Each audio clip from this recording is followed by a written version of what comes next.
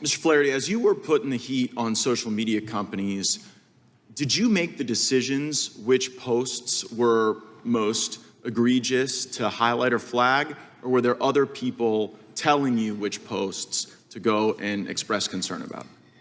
Congressman, I'll say in general, we were lifting up examples of content that we felt were violating. When you say we, I just want to know which human beings were involved in deciding, like, this Leonardo DiCaprio meme had to go.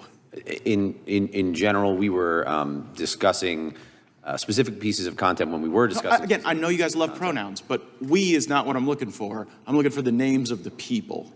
Congressman, I'm not authorized to. Well, you wrote an email on April 21st, 2021. We remain concerned that YouTube is funneling people into vaccine hesitancy. This concern is shared at the highest, and I mean highest, levels of the White House. So we'd like to continue a good faith dialogue here. I'm on the hook for reporting out. Who were you on the hook for reporting out to? Congressman, I can't recall who specifically I was referencing in that document. Because you kind of just strike me as a functionary. I don't really think you were making these decisions. I think that these people that you say the highest levels of the White, when you say the highest, and I mean the highest levels of the White House, who are you referring to? Without using the word we. Congressman, I can't recall specifically who I'm referencing. Well, when you say are you talking about President Biden? Congressman, I don't think it should be a surprise that the administration was focused on the issue of presenting authoritative information about the vaccine. By the way, I find your testimony terrifying, but incredibly intellectually honest. Because you've come here and you've taken the position, look, you know, in the White House, people are always trying to shape how information is received. They do it with the New York Times. You've seen it on the West Wing.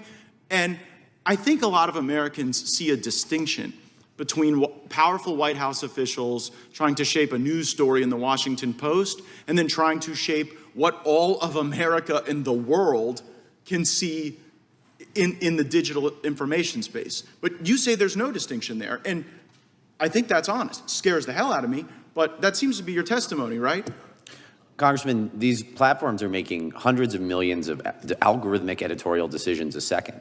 And those algorithmic decisions— I get it. I just don't want the White House participating in them. I get that to have social media companies, there are all these decisions that get made about what content rises and falls. What we have a problem with is when the United States government is putting their thumb on the scale. Now, you said there were no threats and there were no consequences. Was there pressure? Did you put pressure on social media companies? Congressman, we certainly raised areas where we had questions about their policies or concerns about their enforcement. Would you categorize that as pressure, yes or no?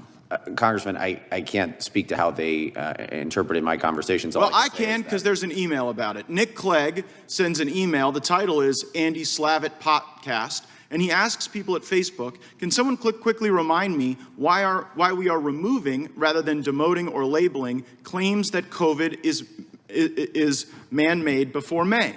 And the reply to that email is, and I quote, because we were under pressure from the administration. We shouldn't have done it.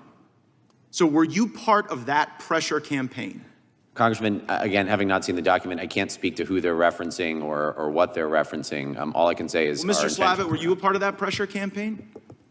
I don't believe we were applying any undue pressure on social media companies. I don't think they interpreted it that way. Well, in writing they have. Mr. Chairman, I seek to enter into the record the email where the people at Facebook are saying, okay, well— Objection. Fine, it exists, it's you know, it's out there. And Mr. Slavitt, there's another email, which I'm sure the Democrats would object to having considered, where a Facebook employee says, Jutz got off an hour-long call with Andy Slavitt.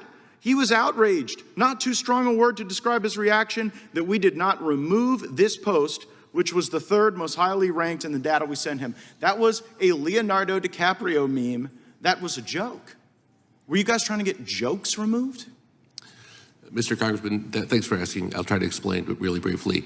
If Facebook, by their own policy, had put something on their website which said 250,000 people are dying every year from the vaccine, that would undoubtedly have violated their policy. Okay, well, let's go to true information. Hold on, let's go to true information then. Because in another Facebook document, they say, quote, the Surgeon General wants us to remove true information about side effects. Mr. Flaherty, should true information be removed?